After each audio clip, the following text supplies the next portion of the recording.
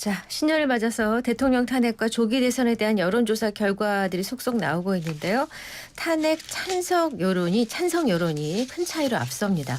주요 언론사들의 새해맞이 여론조사 결과가 나오고 있는데 응답자 10명 중에 7명꼴로 대통령 탄핵해야 한다는 답변이 있었습니다. 이 내용 우리 강 변호사가 먼저 해주시겠어요? 네.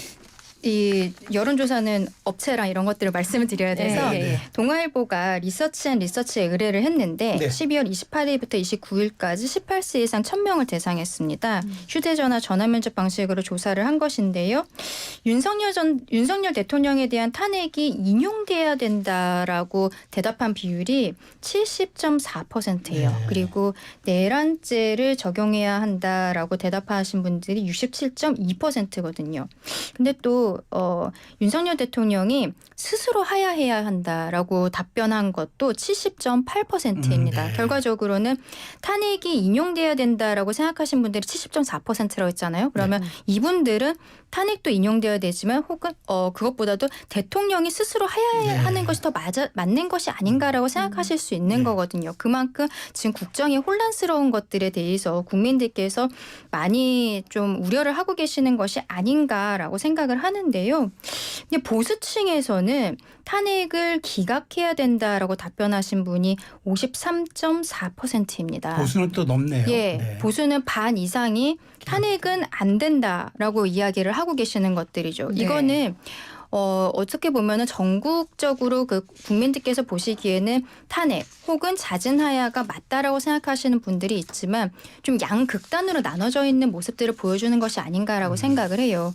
보수층에서는 탄핵이 기각이 반 이상의 답변이 나왔다는 것에 대해서는 과거에 박근혜 전 대통령의 탄핵 과정에 대한 트라우마랄까요? 그런 것들도 분명히 작용을 하는 것으로 보이는데요. 저는 개인적으로는 앞으로의 수사 상황 그리고 탄핵 심판 심리 절차에 있어서 지금 문제가 되고 있는 것은 대통령의 헌법수호 의지, 특히 국회로 들어간 계엄군이 체포조였던 것인가. 대통령은 질서 유지를 위해서 최소한의 병력을 넣었다라고 하는데 실제로 지금 계엄군으로 들어갔던 사령관들의 증언 같은 경우에는 언론에 보도된 바에 따르면 체포해라, 끌어내라 이런 진술들이 여러 차례 나오고 있다는 것이죠. 만약에 그러한 진술들이 수사 과정에 있어서 점점 사실로 밝혀지게 된다면 여기에 대해서도 조금 그 여론에 더 변화가 있게 되지 않을까라고 생각합니다. 우리 장 변호사님도 다른 여러 조사 결과를 소개해 주시죠. 이제 동아일보 여론조사 소개해 주신 건데 저 중앙일보 여론조사 가져와 봤는데요. 추세는 대단히 비슷합니다. 윤석열 대통령 탄핵 필요성에 대해서 67%의 응답자가 이건 탄핵해야 된다. 탄핵하면 안 된다라는 건 28%에 머물러서 이제 2배 정도 차이가 났고요. 2배 이상. 그리고 이 부분과 관련해서 이 중앙일보가 이 의미 부여를 한 거는 67대 28은 지금 헌법재판관 8명이 채워져 있잖아요. 그걸 이제 비율대로 하면은 이 6명 요건 그러니까 인용되기 위한 요건이 66.7%라서 이거 비슷하다 이런 또 해석을 해놨더라고요. 그런데 이 부분을 진보 성향이냐 본인이라고 답한 응답자의 경우에는 탄핵의 필요성 96%고요. 민주당 지지층이냐라고 했을 땐 98%가 탄핵. 그러니까 진영별로 좀 편차가 있네요. 굉장히 큰 차이가 났죠. 왜냐하면 국민의힘 지지자라고 말씀 주신 분들은 탄핵하면 안 된다가 81%. 그러니까요. 탄핵해야 한다가 15%였습니다. 근데 이번 여론조사는 중앙일보가 엠브레인 퍼블릭에 의뢰를 했고요. 지난 12월 29일부터 30일까지 만 18세 이상 남녀 1,006명을 대상으로 우선 전화 면접 방식으로 조사했는데 자세한 내용은 중앙선거 여론조사 심의위원회 홈페이지 참조하시면 됩니다.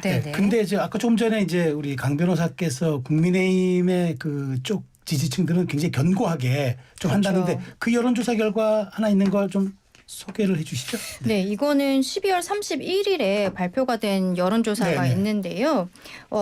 뉴시스가 의뢰하고 에이스 리서치가 조사를 했는데 29일에서 30일까지 이틀 동안 전국 성인 남녀 1,010명을 대상으로 한 ARS 조사입니다. 무선 100% 방식으로 진행이 됐는데 이때는 당에 대한 지지도가 조사를 했습니다.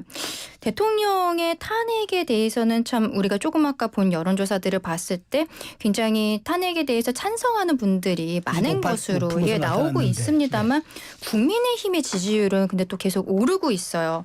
이게 7주 전에는 같은 조사를 했을 때 국민의힘과 민주당의 지지율 조사 차이가 11.7%포인트 차이가 났었습니다. 오차범위 밖으로 굉장히 민주당이 더 높게 나왔었는데 최근에 나온 것은 그러니까 31일에 나온 거는 4.7%포인트 정도밖에 차이가 나지 않는 거예요. 이내네요. 예. 네. 국민의힘이 35.7% 그리고 민주당이 40.4%인데 이게 오차범위 내라는 그러니까, 것입니다. 네. 그렇다면은 탄핵 국면 이후에도 어떻게 보면은 국민의힘에서 지지자들이 결집을 하고 있는 이런 모양새들을 보여주는 것이거든요.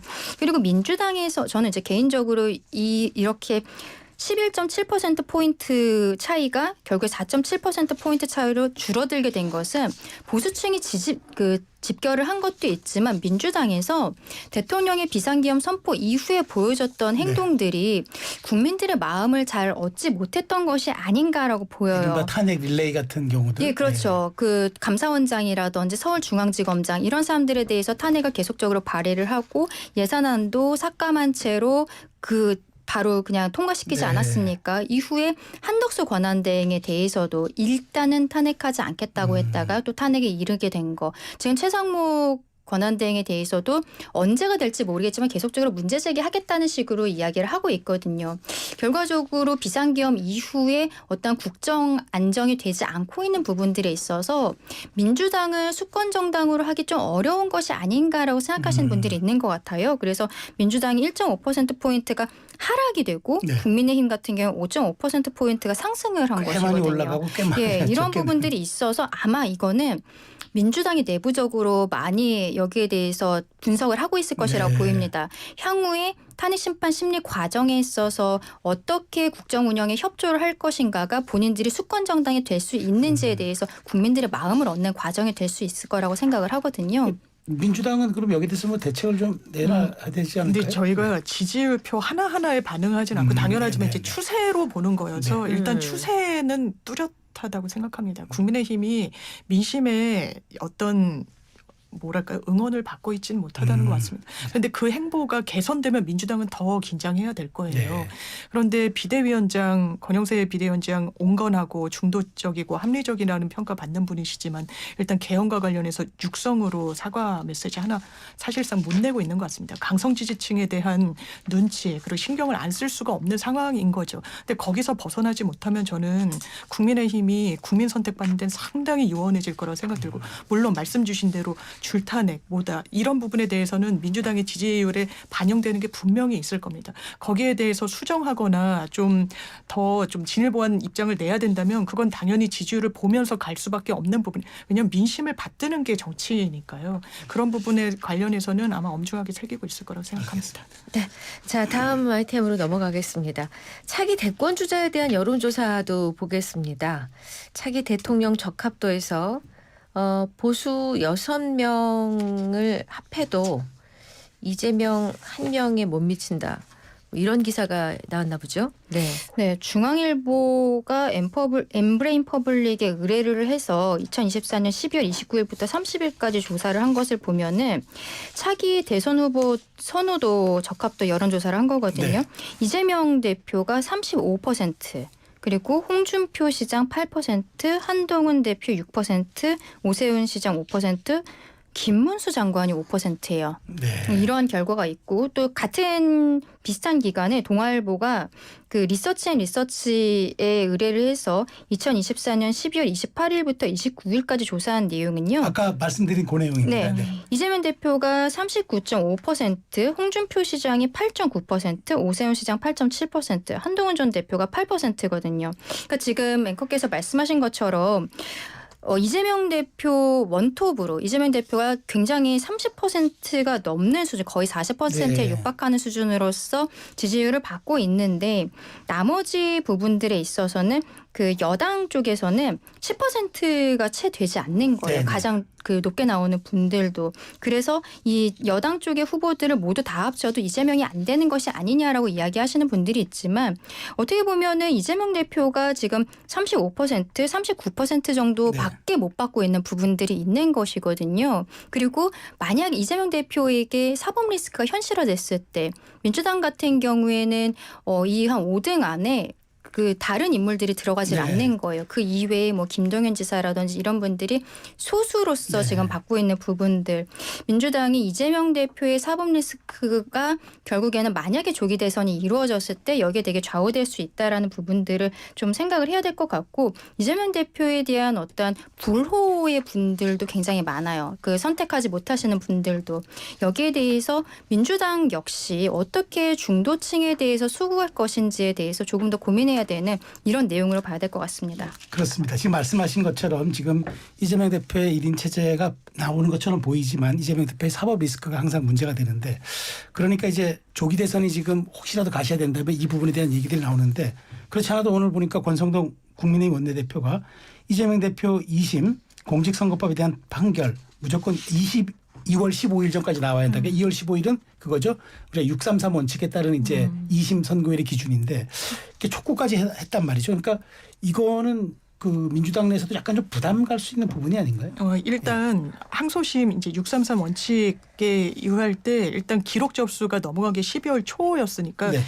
이 1, 2, 3, 2월 15일이 어떤 기준으로 저는 산정된 건지 모르겠는데 기본적으로 일단 항소 기록 접수 통지서가 왜냐면 저희가 1심 판결이 끝나도요. 항소심으로 기록이 넘어가는데 시간이 되게 많이 걸려요. 제 기억이 맞다면 기록이 넘어갔다고 된 게 한 12월 초순경이거든요. 네. 그리고 바로 어떻게 보면 좀 신속하게 막 집으로 갔고 집으로 갔을 때 이제 뭐 이사불명 이사를 가가지고 이제 못 받고 뭐 이랬었는데 이제 633 원칙도 맞습니다. 이제 관련 규정을 보면 하야한다라고 했는데 그게 실질적으로 이제 재판 과정에서 잘 못 지켜졌던 부분이 네. 있어요. 그리고 당연히 지켜야죠.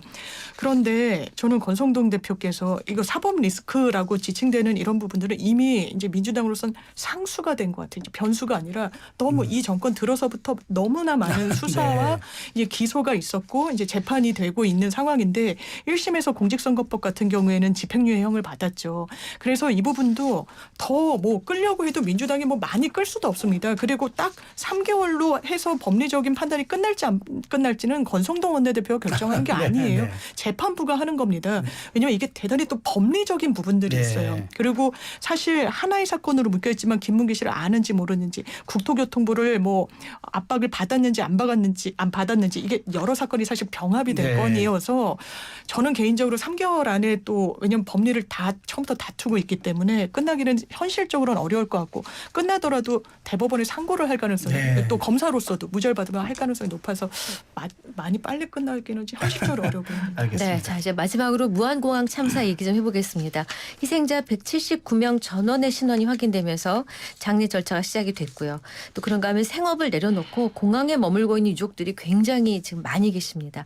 이분들을 위한 지원이 절실한데 어떻게 진행이 되고 있습니까? 일단은 장례가 이제 시작이 되는데 장례 같은 경우에는 제주항공 측에서 유족들의 뜻에 따라서 네. 원하시는 대로 다 지원을 하겠다라고 밝히고 있는 상황이고요. 그리고 지금 상황에 대해서 우리 정부에서도 굉장히 좀 엄중하게 보고 있습니다. 네. 그래서 경찰에서 따로 고소나 고발 같은 것이 들어오지 않아도 악성 댓글들이 굉장히 많이 네, 나오고 네, 있어요. 네, 유족들에 대해서 어떤 좀 안 좋은 댓글들이 나오는데 직권으로 지금 수사를 시작을 하고 있는 상황이거든요. 그래서 경찰에서는 악성 댓글에 대해 수사를 시작했다. 많은 분들이 자원봉사를 하고 계시고 유족들이 아직까지도 대부분 무안공항 쪽에서 그 텐트에서 지내고 네. 계시는 분들이 많습니다. 거기에 있어서는 자원봉사들도 있는데요. 이제 앞으로 유족들이 원하는 바에 따라서 지원 규모라든지 지원 방식 이런 것들이 정해질 것으로 보이는데 아직 일괄적인 것들이 나온 것은 아니고요. 네. 보상 같은 것에 대해서 말씀을 드리면 제주항공은 가입되어 있는 보험이 한 1조 원대 데에 이른다. 네. 그리고 한 그저께 정도부터 이제 보험사와 이야기를 시작했다라고 해요.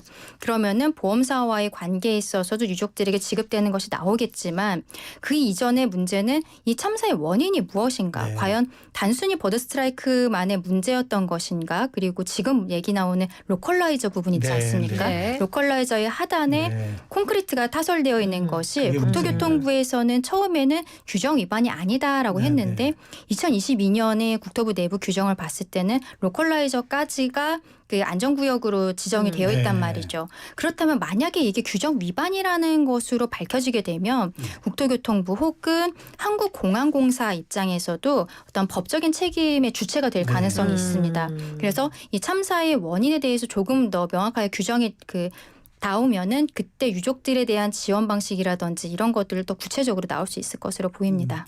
이 이퀄라이저 문제가 네. 조금 쟁점이 될 것 같아요. 이게 처음에는 뭐 활주로 길이 이런 부분이 네, 더 네, 쟁점이 됐었어요. 이게 국제 규격에 안 맞는 거 아니냐. 짧아서 이렇게 비상 착륙을 하게 됐을 때 너무 짧아서 사고가 야기된 거 아니냐. 근데 그 부분보다 시간이 지날수록은 로컬라이저 시설과 관련해서 이제 착륙의 안전을 담보하기 위해서 설치된 이제 시설물로 보시면 되는데 그렇죠. 뭐 안테나 같은 거라 보시면 되는데 이것을 좀 높은 고도에 설치할 필요성은 있었다고 하더라도 이 부분이 너무 강력한 콘크리트로 아까 짚어주신 대로 돼 있다 보니까 왜냐하면 사고 영상 보신 분들 아시겠지만 이게 속도를 멈추지 못하고 비상 착륙을 하다 보니까 이게 계속 쭉 활주로를 미끄러져 들어가는데 너무 강력한 담벽이 있다 보니까 바로 이제 큰 화재로 네. 사실상의 전소로 네. 번졌거든요. 그래서 이 부분이 전수조사를 이미 어느 정도 이제 언론에서는 네. 진단을 했는데 네. 전수조사를 통해 대안이 마련돼야 될 것 같습니다. 알겠습니다. 자, 여기까지 듣겠습니다. 오늘 시사 맛집 장강 새해 첫 코너였죠. 장윤미, 강전혜 변호사 두 분께서 수고해 주셨습니다. 고맙습니다. 잘 들었습니다.